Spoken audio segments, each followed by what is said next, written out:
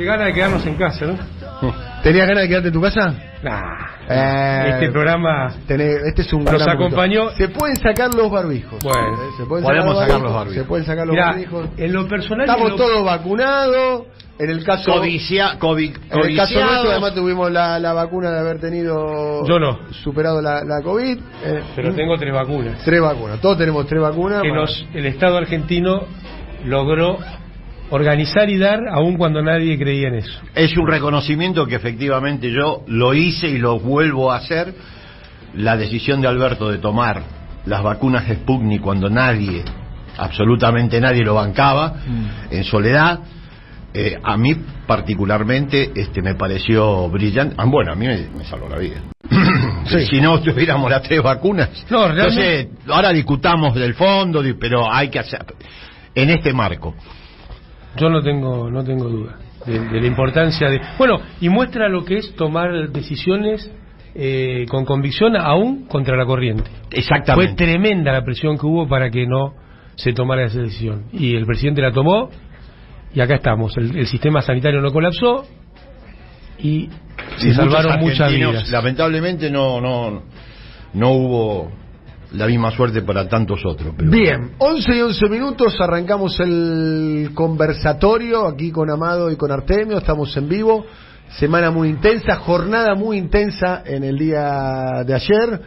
Vamos a poner a Sergio Tomás Massa anunciando finalmente lo que ocurrió en el día de ayer. Se encuentra aprobado el acuerdo con más votos de la coalición oficialista Juntos por el Cambio, por la aprobación, que opositora. Claro. Perdón, de la coalición opositora, tenés razón. Discúlpame. Perdón, me equivoqué.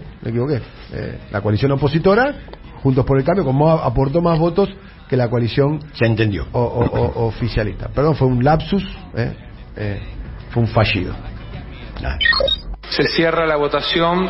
Perdón, diputado Aguirre, afirmativo. Sí, bueno, pero hay algunas que son abstenciones, diputado Ritondo. Ahora lo va a ver, no se ponga ansioso. Se cierra la votación. Por secretaría se dará lectura del resultado. 200 votos afirmativos, 37 negativos, 15 abstenciones. Resulta afirmativo, se comunicará al honorable Senado. Bien, Amado, ¿estuviste siguiendo de cerca lo que sucedió en la jornada de ayer? ¿Tu análisis? Bueno, el análisis, ¿de cuánto tenemos? De acá hasta las 12 seguro. Y si Felicita nos deja unos minutitos, nos creamos unos minutos. Genial. Mira, lo que pasó ayer tiene una dinámica que muchas veces se quiere soslayar, ¿viste? Te dicen, bueno, no había otra opción.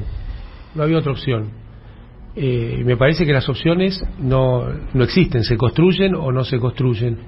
Y claro, entonces ahí te dicen, bueno, pero eso ya pasó. Pero yo digo, por lo menos analicemos un poco para que no pase de aquí en adelante. Porque terminamos con un acuerdo que no es un acuerdo, es un contrato de adhesión.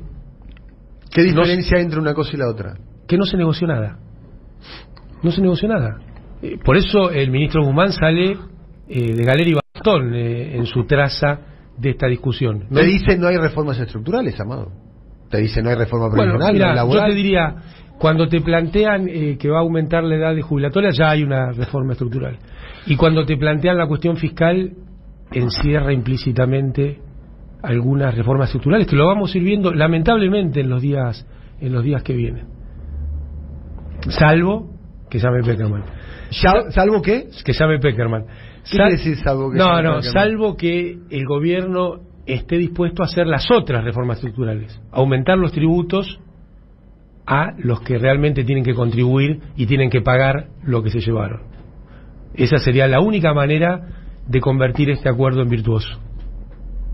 Artemio, vos que estuviste observando el debate de ayer, un debate, si uno piensa lo que se estaba definiendo en el día de ayer, que era algo que como mínimo va a tener una implicancia gravitante por los próximos 12 años y medio de la Argentina hasta el año 2034, el debate no fue muy acalorado. No. Casi no se lo mencionó Macri, pareciera ser que había un acuerdo ahí, o implícito, en el sentido de, a ver, pareciera ser, ojo que si lo mencionan a Macri, nosotros lo levantamos, nos vamos y se cae el acuerdo.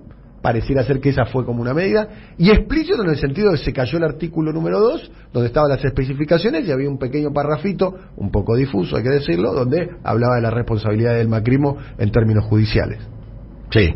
Bueno, no, yo tengo una posición con respecto a la cuestión más política que económica. Acá está Amado, no me voy a meter en ese tema, pero la perspectiva de quiebre eventual de una coalición de las características del Frente de Todos se ha vivido ya. No somos tan originales nosotros, efectivamente tenemos experiencia y evidencia ya suficiente, que termina siendo muy perjudicial, en particular para los sectores más dinámicos, que ayer mostraron una disconformidad importante con respecto al tipo de acuerdo, y que finalmente se consolida los sectores más conservadores al interior de la coalición, y la derecha y ultraderecha finalmente termina siendo una opción mayoritaria para el conjunto de la ciudadanía. Por eso yo creo que más allá de la discusión económica, que es muy válida, yo creo que efectivamente la oposición de un sector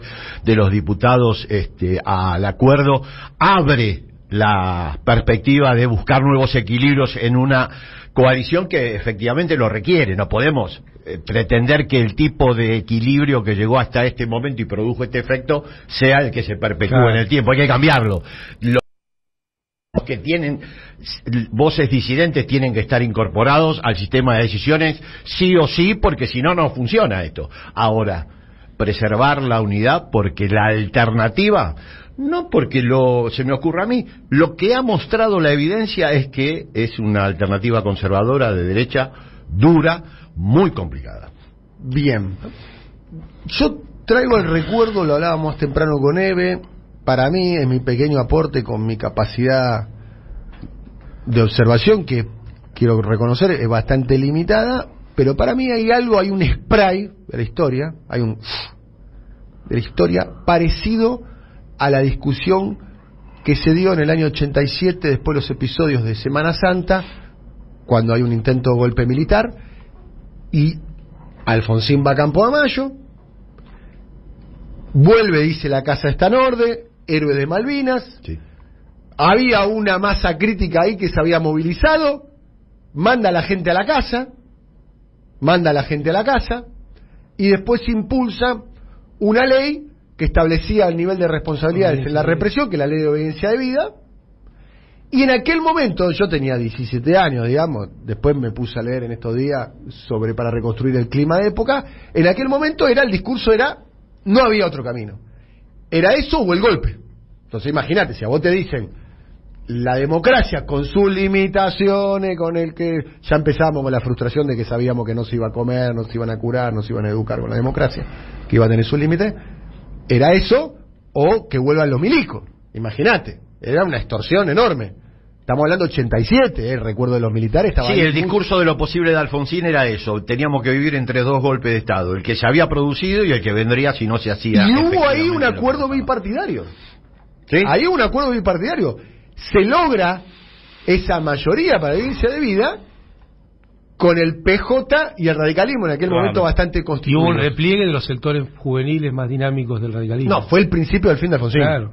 Después Alfonsín, a partir de ahí, orgánicamente, barranca abajo. Orgánicamente. Alfonsín fue barranca abajo. Alfonsín terminó desfilando sobre los cadáveres humeantes el 23 de enero del 89 en la tablada. O sea, sí, después vinieron instrucciones sometido completamente a la corporación militar, completamente.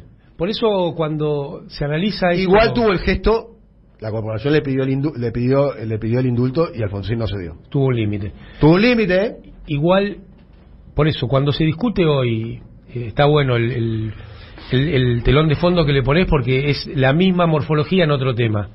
Cuando se discute qué es posible y qué no, y invito a las oyentes y los oyentes que escuchen el programa del del miércoles, de este miércoles de excelente, lo escuché. Buenísimo. que está en YouTube y vale la pena, me parece. Programa con escucharlo. vos y con Álvaro. Exacto. Sí. La rompieron todo. Yo creo que tenía que ver con esto. Dos monstruos. Porque lo primero que esto me lo enseñó Artemio, que es un sociólogo. No, yo no. ¿Quién no te define? enseño nada. Lo primero que hace un proyecto civilizatorio es definir el campo de lo posible. Exactamente. Y bueno, también define el campo de lo racional. Vos fíjate que desde el sistema mediático, empresarial, corporativo, se dice estos son racionales, estos son irracionales. Ahora resulta que cuando haces lo que dicen los racionales, le va mal al conjunto de la población y al país. Porque lo racional era acompañar a Macri, lo racional era Pratgay, Sturzenegger, Lustó, que ahora dice que las propuestas del kirchnerismo son delirantes. Eso es lo racional. ¿Quién define lo racional? La revista Lupín, no sé. CICE, los sectores que se benefician con imponer una racionalidad.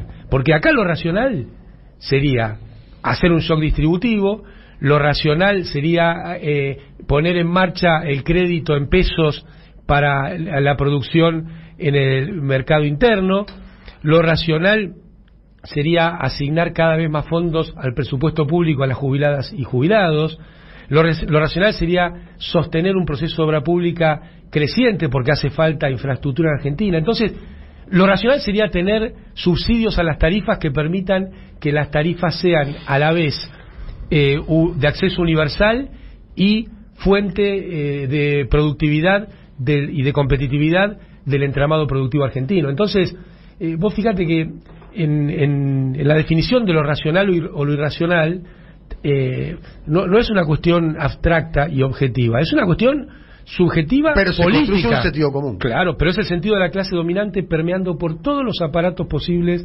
de comunicación. Por eso me parece muy importante el posicionamiento que tuvo Máximo, La Cámpora y otros actores importantes de la política, porque acá, si no, nadie puede hablar. Totalmente. Bueno, porque eso efectivamente es el empobrecimiento de esta estructura de equilibrios internos de la actual coalición. Hay que cambiarla. Yo creo que es un gesto destinado a reestructurar Totalmente los equilibrios de esta coalición para seguir funcionando en 2 años que son claves. Pero aparte, ya es irrelevante si tiene razón o no. Lo importante es que se alza otra voz.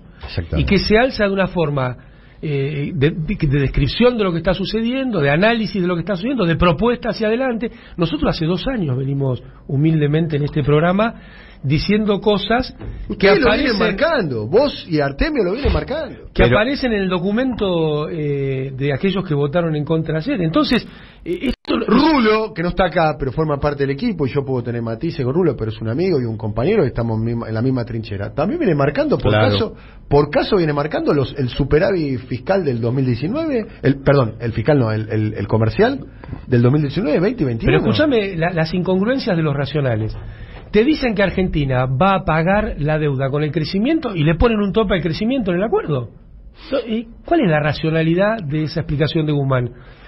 Te dicen que el acuerdo es importante porque va a permitir acumular dólares en el Banco Central, porque el fondo va a dar más dólares de los que se cancelan en cada oportunidad, y tuviste 2 años consecutivos de superávit comercial que generaron alrededor de 20.000 millones de dólares y no tenés ni uno en el Banco Central. ¿Dónde está la racionalidad de ese análisis? ¿Dónde están? Y yo insisto en poner el foco en Guzmán, porque acá ha habido una cuestión que de entrada se sabía que iba a tener este destino. De entrada se sabía que no teníamos ministro de Economía, porque vos fíjate, jamás lo escuchás hablar de una de las cuestiones que tienen que ver con el funcionamiento de la sociedad argentina.